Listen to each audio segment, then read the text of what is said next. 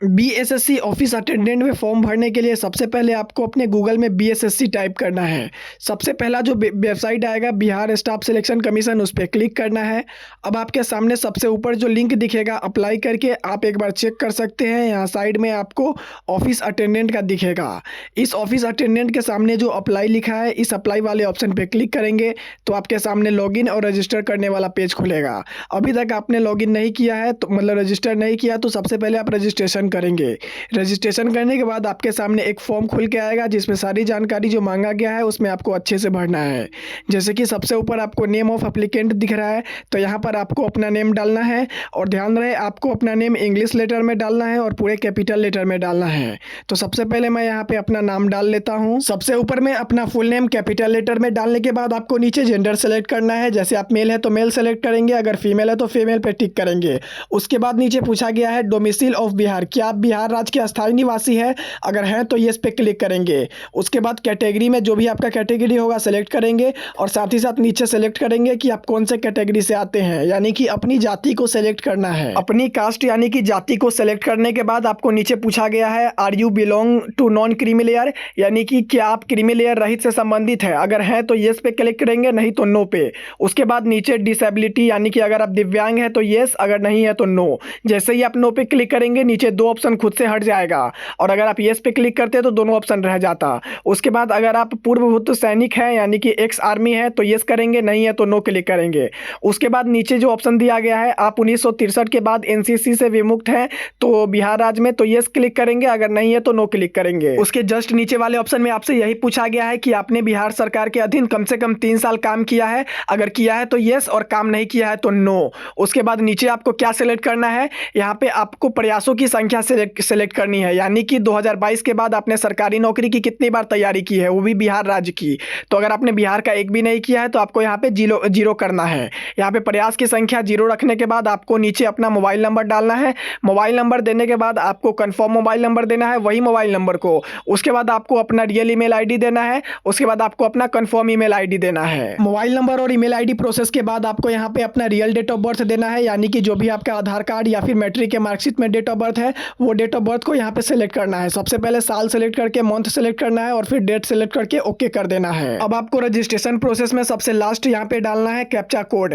जो भी captcha code नीचे इमेज में दिखाया गया है वो आप यहाँ पे डालेंगे और जैसे ही आप यहाँ पे कैप्चा कोड डाल देंगे नीचे आपको कंटिन्यू का ऑप्शन दिखेगा। सेव एंड कंटिन्यू वाले ऑप्शन पे क्लिक करेंगे तो आपके सामने एक ओके का मैसेज खुलेगा। ओके पे जैसे ही दबाएंगे तो आपको पूरा डिटेल्स चेक कर लेना है। अगर सब कुछ सही है तो आपको कंटिन्यू वाले ऑप्शन पे क्लिक करना है और अगर कुछ गलत है तो यहाँ पे आप एडिट वाले ऑप्शन पे क्लिक करके फिर से उसको एडिट करेंगे। अगर सब कुछ सही है तो कंफर्म एंड नेक्स्ट वाले ऑप्शन पे क्लिक करेंगे। यहाँ पे आपके सामने एक और पॉपअप खुलेगा जिसमें आपको ओके दबा देना है। अब आपका आईडी और पासवर्ड आपके मोबाइल नंबर पे चला गया है, जो मोबाइल नंबर आपने वहाँ पे इंटर किया था।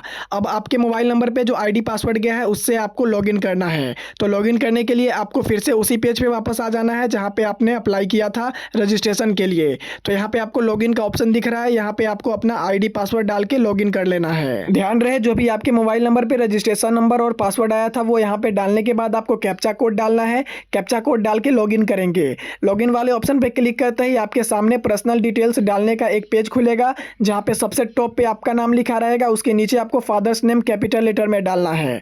उसके जस्ट नीचे आपको मदर्स नेम डालना है। ध्यान रहे ये सब कुछ आपको कैपिटल लेटर्स में ही इंफॉर्मेशन को डालना है।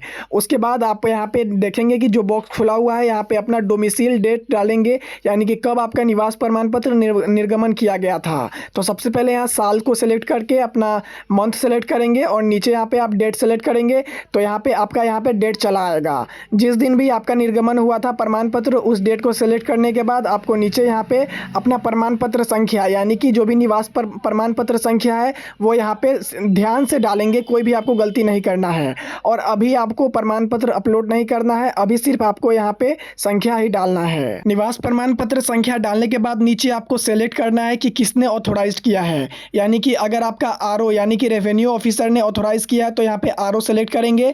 जैसे ही आरओ सेलेक्ट करेंगे नीचे आपको यहाँ पे destination of the author authority यहाँ पे बंद हो जाएगा। उसके बाद नीचे आपको अपना कास्ट सर्टिफिकेट का यहाँ पे संख्या डालना है।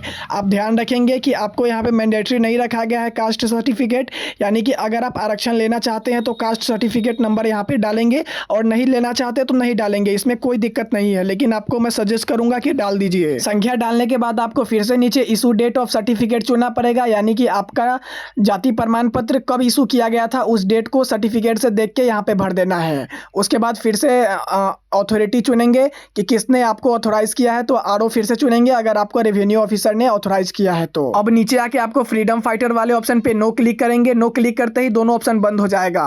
नेशनलिटी यानी कि राष्ट्रीयता में आपको इंडियन सेलेक्ट करना है और नीचे पूछा गया है क्या आपके पास आधार कार्ड है, तो हर एक आदमी के पास आधार कार्ड होता है, तो ये सेलेक्ट करके आधार नंबर नीचे इंटर करना है। आधार नंबर डालने के बाद नीचे आप देखेंगे कि आपको एक आईडी प्रूफ सेलेक्ट करना है, तो आईडी प्रूफ में फिर से आपको आधार कार्ड ही सेलेक्ट करेंगे और यहाँ पे आधार नंबर को दोबारा से डालेंगे। आधार नंबर दोबारा डालने के बाद आपको यहाँ पे उम्मीदवार का पहचान चित्र यानी कि मार्क्स ऑफ द कैंडिडेट डालेंगे। तो यहाँ पे आप कुछ भी डाल देंगे, जैसे कि लेफ्ट हाथ, पैर में कोई कटिंग या फिर फेस पे दाग, जो भी होगा वो यहाँ पे अच्छे से लिख देंगे इंग्लिश में। अब नीचे येस और नो है, तो आपको इसमें सेलेक्ट करना है कि क्या आप कभी प्रतियोगिता परीक्षा से वंचित किए गए हैं या फिर निकाले गए हैं। तो अगर नहीं निकाले गए हैं तो नो सेलेक्ट करेंगे, नीचे वाला बॉक्स खुद पर खुद बंद हो जाएगा। उसके बाद आपको यहाँ पे 2 एड्रेस डालने का ऑप्शन दिख रहा है, तो आपको 2 में नहीं, सबसे पहले इधर वाले एड्रेस में आपको फुल एड्रेस ऊपर वाले बॉक्स में टाइप करना है। अपना पता डालने के बाद नीचे आपको बहुत सारा बॉक्स दिखेगा, जिसमें आपको दूसरे बॉक्स में आपको अपने गांव का नाम लिखना है। तो अपने गांव का नाम यहाँ पे डालने के बाद नीचे पुलिस स्टेशन दिखेगा, आपको यहाँ पे अपने पुलिस स्टेशन का नाम डालना है। उसके बाद नीचे डाकघर यानी कि पोस्ट ऑफिस का नाम दिखेगा, पोस्ट ऑफिस का नाम डालने के बाद नीचे आपको सेलेक्ट वाले ऑप्शन में अपने स्टेट का नाम सेलेक्ट करना है। तो उसके बाद आपको जिला का नाम सेलेक्ट करना है, जो भी आपका जिला होगा सेलेक्ट करने के बाद आपको यहाँ पे पिन कोड संख्या डालना है। तो जो आपका पिन कोड होगा यहाँ पे डालेंगे। पिन कोड डालने के बाद आपको कुछ नहीं करना है, मैं आपको दिखा देता हूँ। राइट वाला बॉक्स को खुद पर खुद भरना है। राइट साइड स्क्रॉल करेंगे तो आपको सबसे ऊपर सेम एज कॉर्पोरेंस एड्रेस दिखेगा, तो इस पर क्लिक करेंगे तो आपका सारा एड्रेस दोनों तरफ सेव हो जाएगा। अब सबमिट करेंगे तो सबमिट करते ही आपको ओके का ऑप्शन दिखेगा, ओके करेंगे और आपको यहाँ पे अपना फाइल को चेक कर लेना है कि आपने जो भी फाइल भरा है, फॉर्म भरा है, तो आपको यहाँ पे कुछ गलती तो नहीं है। अगर सब कुछ सही है तो आपको बिल्कुल भी नहीं घबराना है। अगर कुछ गलती है तो आपको एडिट का ऑप्शन दिखेगा। यहाँ पे आपको सब कुछ सही है तो आपको फिर प्रोसीड फॉर पेमेंट वाले ऑप्शन पे क्लिक करना है। जैसे ही आप प्रोसीड फॉर पेमेंट वाले ऑप्शन पे क्लिक करेंगे आपके सामने पेमेंट ऑप्शन खुलेगा, जिसमें आपको यहाँ पे 2 बैंक नीचे दिखेगा, एक SBI और एक ICICI। तो आपको ध्यान रहे SBI से पेमेंट नहीं करना है, उसका पेमेंट फंस जाएगा या फिर आपको अटक जाएगा। तो आपको ICI वाले ऑप्शन पे क्लिक करने के बाद प्रोसीड ऑनलाइन पेमेंट वाले ऑप्शन पे क्लिक करेंगे। अब आपको इन चारों में से UPI वाले ऑप्शन पे क्लिक करेंगे तो 100 रुपये का आपके सामने बिल आ जाएगा। सबसे नीचे आपको यहाँ पे क्या करना है, UPI ऐप वाले ऑप्शन पे क्लिक करना है। जैसे ही आप UPI ऐप वाले ऑप्शन पे क्लिक करेंगे तो प्रोसीड नाउ का ऑप्शन दिखेगा, यानी कि जो भी आपके मोबाइल में वो UPI ऐप्स है जैसे गूगल पे, फोन पे, पेटीएम, तो आपको वहाँ पे रिडायरेक्ट कर दिया जाएगा। अब यहाँ पे देख सकते हैं मैं गूगल पे आ गया हूँ। मैंने अपने गूगल पे एप्लीकेशन से पेमेंट को सक्सेस कर दिया है। आप ऊपर ग्रीन देख सकते हो, your online payment successfully proceed दिखा रहा है।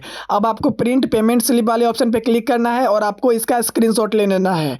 ध्यान रखना है इसको सेव करने का ऑप्शन नहीं मिलेगा, इसका आपको स्क्रीनशॉट ले लेना है। उसके बाद इस पेज को क्लोज करने के बाद आपको नीचे सेव एंड नेक्स्ट का ऑप्शन दिखेगा, वहां पे जैसे ही जाइएगा तो आपके सामने अब नेक्स्ट पेज खुल के आएगा, जहां पे 2 स्टेप फाइनल हो चुका है, यानी कि स्टेप 1 पर्सनल डिटेल्स और स्टेप 2 पेमेंट प्रोसेस हो चुका है। अब आपको यहाँ पे अपना एजुकेशनल क्वालिफिकेशन डालना है, जिसमें आपको मार्कशीट ये सब कुछ डालना है। तो अब ये मैं आपको पार्ट 2 में बताऊंगा, क्योंकि पार्ट 1 बहुत लंबा हो चुका है। पार्ट 2 के लिए आप चैनल को सब्सक्राइब कर लीजिए या फिर चैनल पे जाके देख सकते हैं। अगर आप इसके आगे का पार्ट 2 देखना चाहते हैं जिसमें मैंने बाकी सारा इन्फॉर्मेशन को भरा है, तो आपको कुछ नहीं करना है, डिस्क्रिप्शन बॉक्स में उसका लिंक मिलेगा, आप वहां से जाके देख सकते हैं। तो आपको अगर हमारा वीडियो पसंद आया होगा तो वीडियो को लाइक करके चैनल को सब्सक्राइब कर दीजिएगा। तो मिलेंगे पार्ट 2 में, तब तक के लिए जय हिंद साथियों।